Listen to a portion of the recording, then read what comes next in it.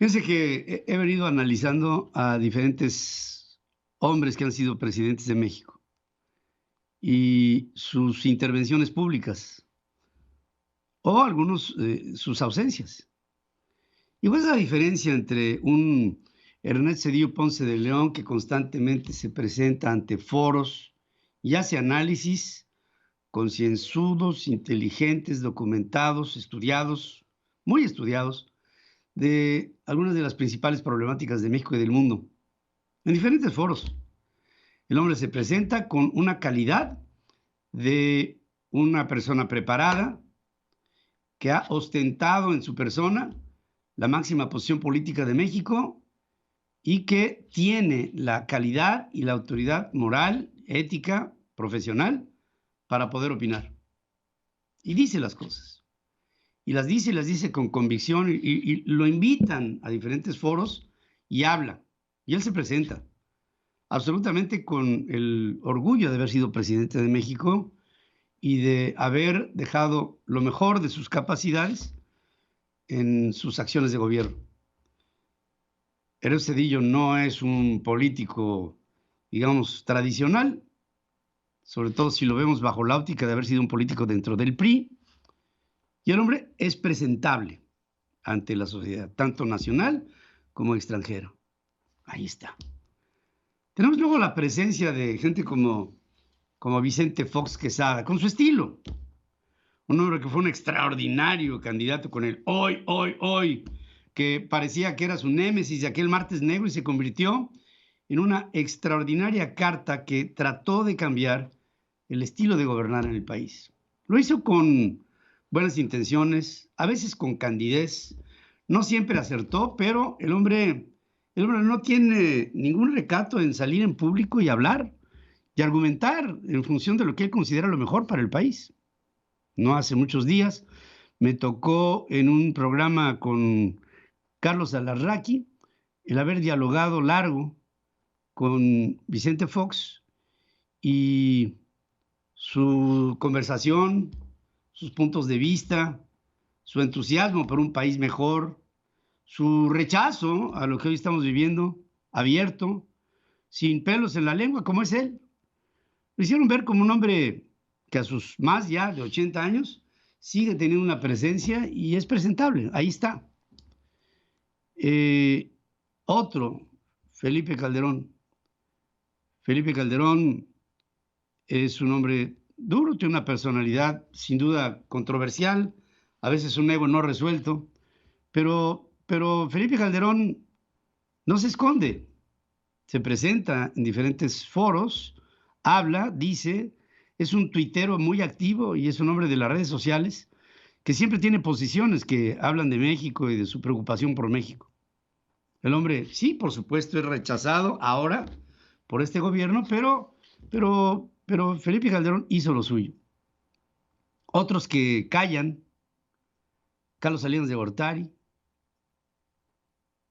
calla, Enrique Peña Nieto, calla, no se presenta ante ningún foro, es absolutamente rechazado.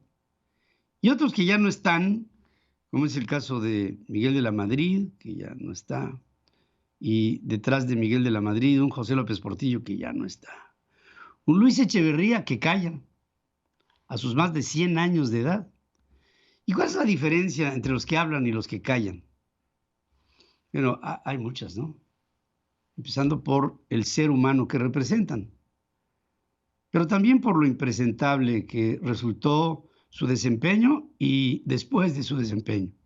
Luis Echeverría, como les digo, con más de un siglo de vida, es un hombre que ya no está en condiciones de hablar, pero que cuando lo estuvo no habló, porque todo lo hacía bajo la sombra. Carlos Salinas de Gortari es un hombre que ahí está. Desde el punto de vista relativo es un hombre joven.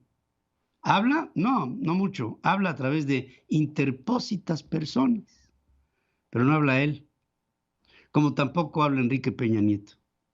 Y la diferencia entre los que intervienen con orgullo para decir yo fui presidente de México y hablo y este es mi pensamiento y esto es lo que sostengo y por esto lucho, de aquellos que no, es una muy sencilla. su desempeño en el poder hace que unos puedan presentarse porque no robaron y otros no puedan hacerlo porque sí. Ante la sociedad no puede haber secretos y se sabe quién lo hizo y quién no. Y por más mala publicidad que se le ponga a algunos o más buena publicidad que se le ponga a otros, de todas maneras, unos hablan porque no tienen cola que les pisen.